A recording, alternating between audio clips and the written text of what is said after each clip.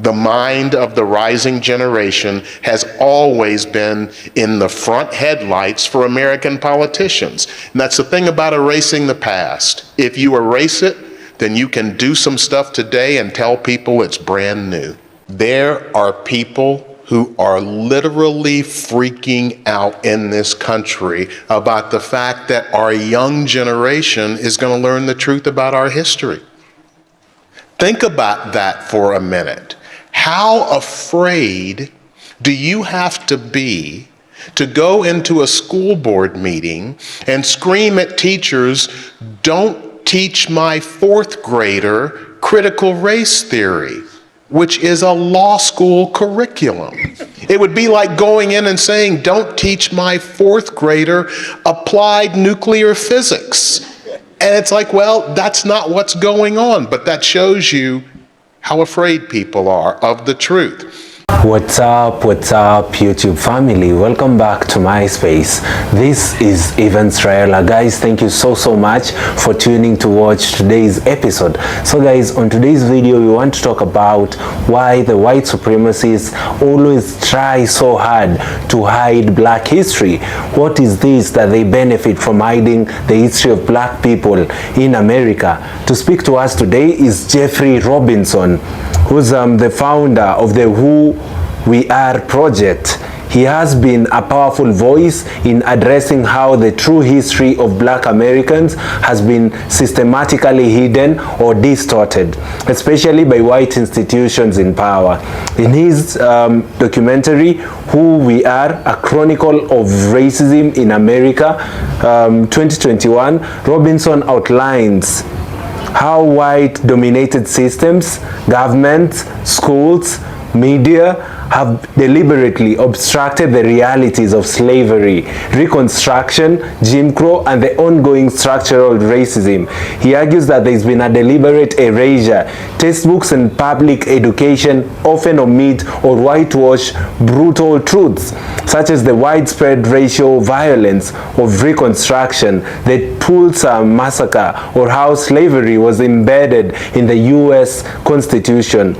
He also pushes for ideologies that there is a lot of false narratives. Stories that present America as a land of liberty tend to downplay how foundational slavery was to the country's economic and political development. He also speaks about the control of public memory. He discusses how monuments, public policy, and media have been used to glorify Confederates and vilify civil rights movement. So guys, I want you to watch this video as he uncovers how they're really trying to hide the black history.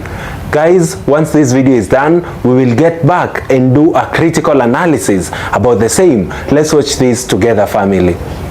I will say about America's history, people are afraid because part of what the truth requires folks to do is to realize that our origin story is a myth. And when you're asking a group of people to give up their origin story or to modify their origin story, that is a huge ask. And there is all kinds of both intellectual and emotional reasons why people are reluctant to do that. But the truth about our history is clear and undeniable if you're willing to just look.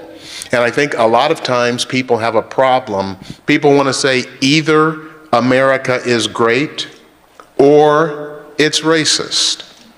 And my response is America is one of the greatest countries on the face of the earth. And it's also one of the most racist countries on the face of the earth. And those two things have coexisted for a long time. But in the end, one will trump the other. Greatness and racism cannot coexist forever. And we are coming to a point in this country where we're going to have to choose which one we're going to go for. And so I think there is a fear because people think, oh my God, if I acknowledge that these bad things have happened, that means I may have to do something about it.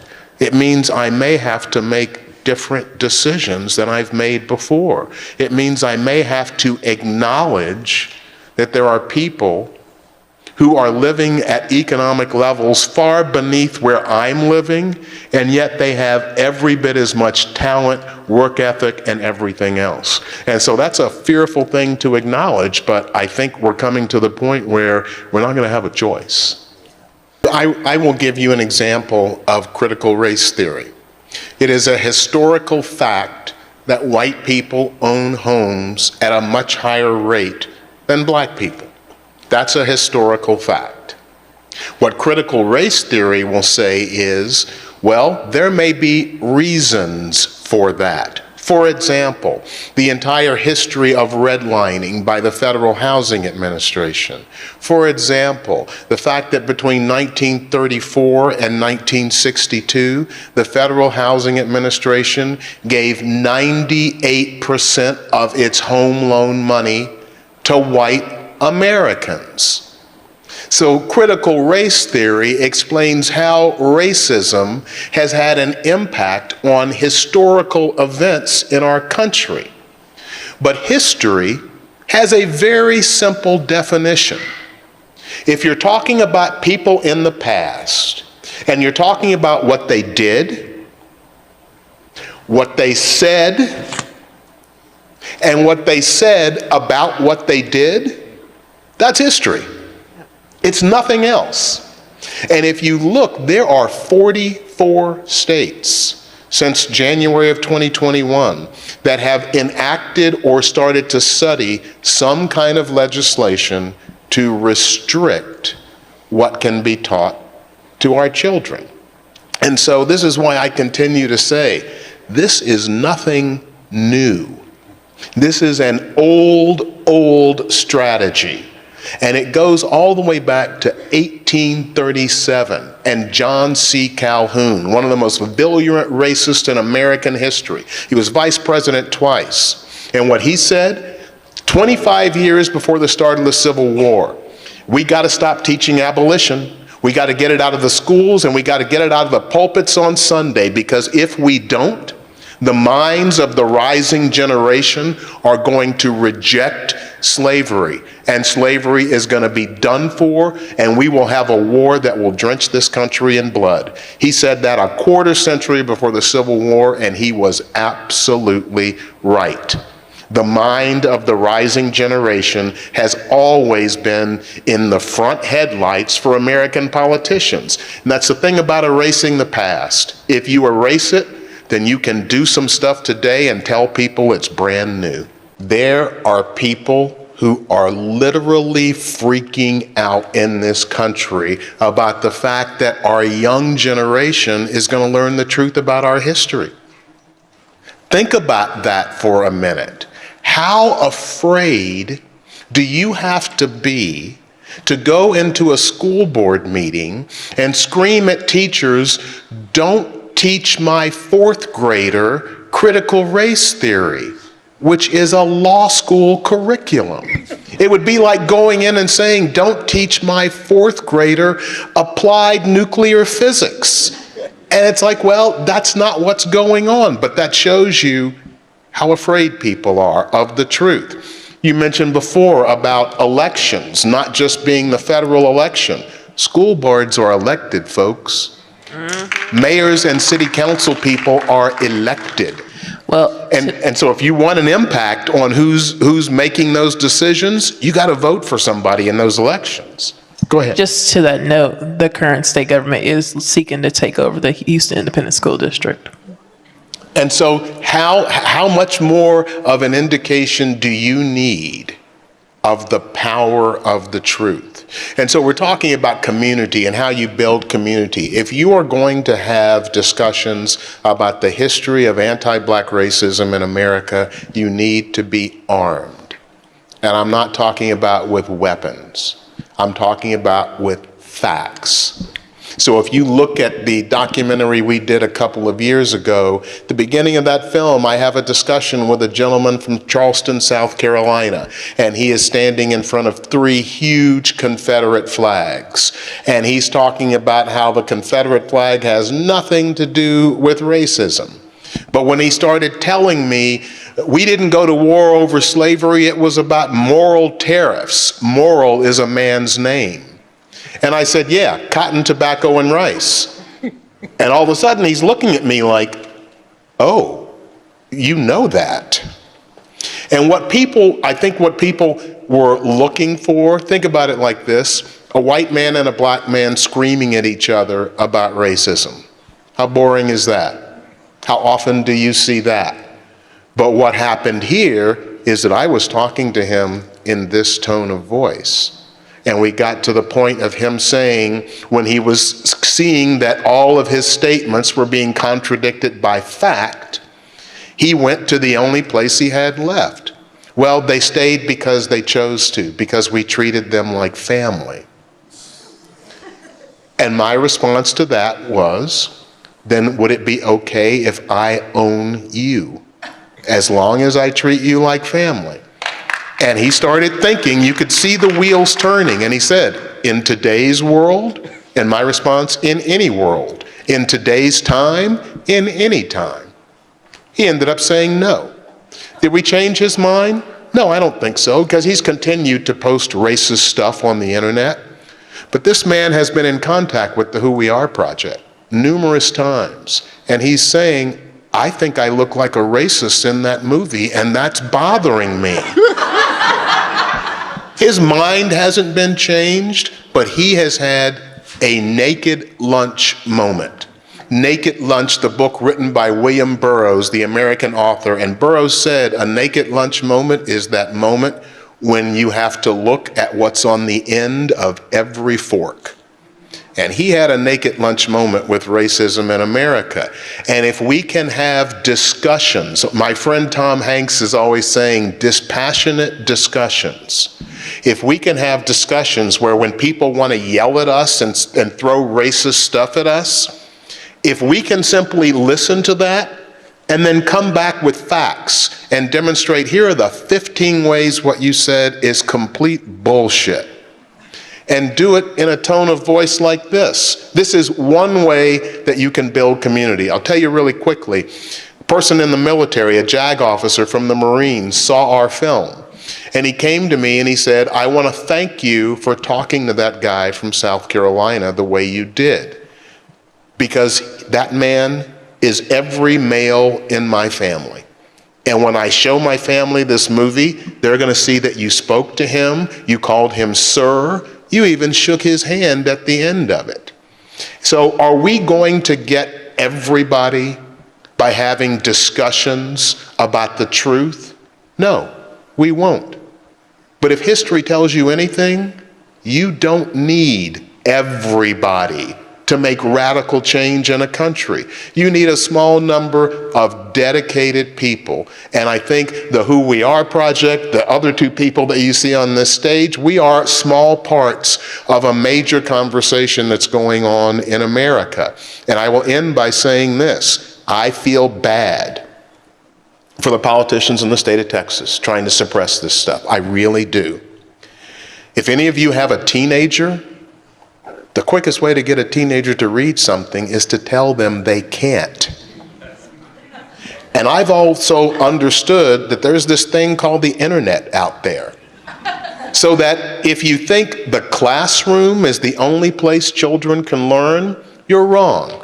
The Who We Are Project is going to Florida this year for an event we call a Day of Learning. We will have national experts, state of Florida experts, and city of Jacksonville experts on anti-black racism. We will send cars and buses, if necessary, into black communities so that people who can't get there downtown, who can't afford to get there, they'll have transportation down and back. We will feed everyone that comes by working with black-owned restaurants. We have an agreement with one of the largest teachers unions in America, 1 million copies of banned books that they have. We will send every young person home with their own bag of banned books to read, and we will invite Governor DeSantis and all of the Republican legislators. They won't come. Of course they won't come. But we will make it clear to everybody in Florida, come listen to what we're saying and understand this ain't critical race theory. This is the truth about our history. And those are the ways that you build community, with people hearing that, understanding it, and then coming to say, you know, what can I do to help this along? It's always possible to make people in power change their mind. That's why it's called a democracy. And if it's not power, if you can't change the mind of an individual, then one thing that you have the ability to do is to vote that individual out. I think we heard before the importance of people understanding that the right to vote is so powerful. And that's why there's so many attempts to restrict it. And so I think democracy is undergoing a challenge in America, and we are going to find out just who we are as a country in the next 10 to 15 years. Make no mistake about it. So if you have any question about whether you should be getting engaged on these issues, I would ask you to think very carefully. Go home and tell your children and your grandchildren, these are difficult discussions. Makes me really uncomfortable. I don't have to engage in this because it doesn't impact me. So I'm not going to do anything about it, and I'm going to leave to you and your generation problems that are even worse. If you think about whether I should be involved, go home and look at your children, and I think you'll get an answer that's pretty clear. I'm trying to take hope from the actions of people who want America to either go back or stay in the status quo, because they are desperate. They see change coming, and it scares the hell out of them. And two things that I think are really important. You just heard that the vagrancy laws that people are talking about today, literally word for word, the kind of laws that were passed at the end of slavery. When you erase the past, you can do shit and tell people it's new, and they'll have no idea. That's the power of erasing the past, is that people don't understand we've seen this before and we know what it is. And finally, I would say that it's important to understand that action causes hope. Hope does not cause action. If you are looking for hope, I'd advise you to look in the first place that I look when I get up, and that's in the mirror. Because if your actions are pushing toward an America where freedom and democracy is truly something for everybody, then I guarantee you, not only will you have hope, but people around you will have hope.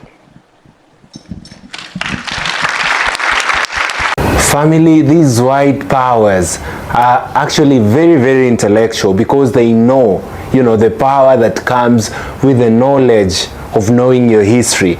You understand, a tree cannot bear its fruits if it doesn't have its roots. The same way they are really, really trying, even in the education system in America, to deliberately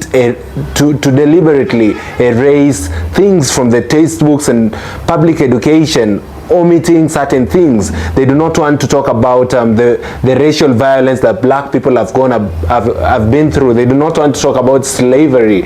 They do not want to talk about the violence during the Reconstruction. And these are some of the strategies that they've been using to ensure that the next generation of black people in the black communities are not able to understand their history. The same way during the days of slavery and colonialism, the biggest tool that they used against the black man was lie to them about their history. How do you come to somebody and teach them who they are? How do you come to me and tell me that from today you want to teach me about my history, about my people, So for the longest time they've been looking for ways to try and continue lying to black folks, to black Americans. They do not want them to know about their true history. Guys, they went further to do more research in regards to this story, and I put these pointers, you know, as I was trying to understand Jeffries Robinson insights, you know, in regards to black history. And here's what I found out. Number one, there's been deliberate historical revisionism. You know, they're revising our history. They want to take something from it, put others into it. You know, they're trying to revise about ourselves. Robinson argues that history is not just forgotten, it is actively rewritten. Textbook manipulation. After the Civil War, Southern white organizations like the United Daughters of the Confederacy rewrote school curricula to frame slavery as benevolent and the Civil War as fight for states' rights. You know, they want to downplay what they did. They want to lie to us that slavery was used to just gain fight for the states, for its rights. They also erased the black agency, the roles of black people in fighting for their own freedom through revolts and building institutions are routinely minimized or ignored. You know, the roles of black folks to where America is today are not mentioned anywhere. They really trying to downplay what black folks did, you know. Then there's the Reconstruction rewritten. The period of black political power during Reconstruction is often portrayed as chaotic and corrupt, justifying its violent end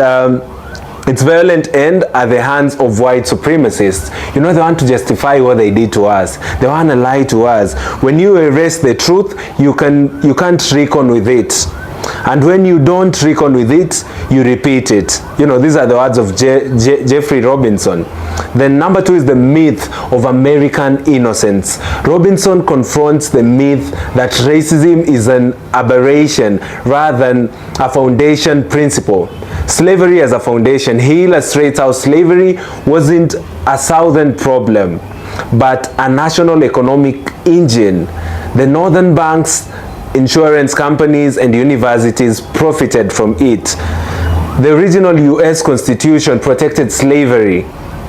In Clause 3 of 5, Fugitive Slave Clause, and the preservation of the slave trade until 1808. It's not a broken system, it's built this way. Then the violent enforcement of amnesia, white terror to suppress memory. Events like the Tulsa Race Massacre in 1921 and the Rosewood of 1923 were not only acts of racial terror, they were followed by organized cover-ups, and in many cases, local archives were destroyed or hidden. The lynching postcards, where Robinson shows how white mobs celebrated racial violence, creating postcards and souvenirs of lynchings, which were not seen as shameful until civil rights exposure decades later. Then we have the structural power and narrative control, gatekeeping by white institutions, publishing houses, academia, political leaders, and media outlets have historically filtered what histories are told and who is heard. Efforts to teach critical race theory or inclusive history are now being restricted in some US states, a trend Robinson likens to a modern book banning. You know, then the role of silence and complicity. Robinson stresses that silence by white Americans has played a critical role. Good white people often excuse themselves from responsibility, claiming not to be racist, but failing to confront systems that benefits them. Cultural amnesia is not neutral, it protects the status quo. Then number 6 is the power of uncovering the truth. Robinson is hopeful but urgent. He believes that telling the truth is essential for real racial justice. That includes teaching honest history in schools. Just that simple. Trying to teach honest history, where black people contributed well, give them their credits, you know. Don't downplay them, don't reverse them to make the black children to feel like they are lesser beings. Then elevating black voices in public memory, then demanding public policy that addresses the legacy of historical violence. If we don't confront the truth of our history, we will never build the future we say we want. We must confront the truth of our history. We must confront slavery. We must confront colonialism in Africa. We must confront all these things. Right now, black people in America are still going through systemic racism. We must confront it for us to have a brighter future. We must stand and say enough is enough. We cannot shy away from our history. We cannot shy away from what our forefathers went through. The best we can do is act and ensure that we are the change. And that's why we do videos like this one. Our goal has always been to tell black stories the black way, because when you leave the white man to tell the black story, many a times they are whitewashed. It's time that black people, black institution, black YouTubers, black content creators, black lawyers, black pastors, you know, it's time that they take their role and ensure that black stories are told the rightful way, that black stories are only told by black people, to ensure that our next generation is not a generation that is not woke, is not a generation that doesn't know about their history. It's time that we talk about it our own selves. Let us not give the white supremacist an opportunity to tell black stories. You know, guys, let me know what you think about the video in the comment section down below, and I'd be very, very grateful. Kindly like this video so that it can be recommended to other YouTube users. Last but not least, kindly share the video with your friends and family. We endeavor to reach as many black people as possible. We are currently on the road to 50,000 subscribers, and guys, we cannot achieve this if you guys do not support us. Kindly share it with your friends and family. Let them know that this channel endeavors to talk about black history, talk about black empowerment, and anything black. Thank you. Let's talk black the black way. Thank you, and see you all in our next episode. Goodbye for now.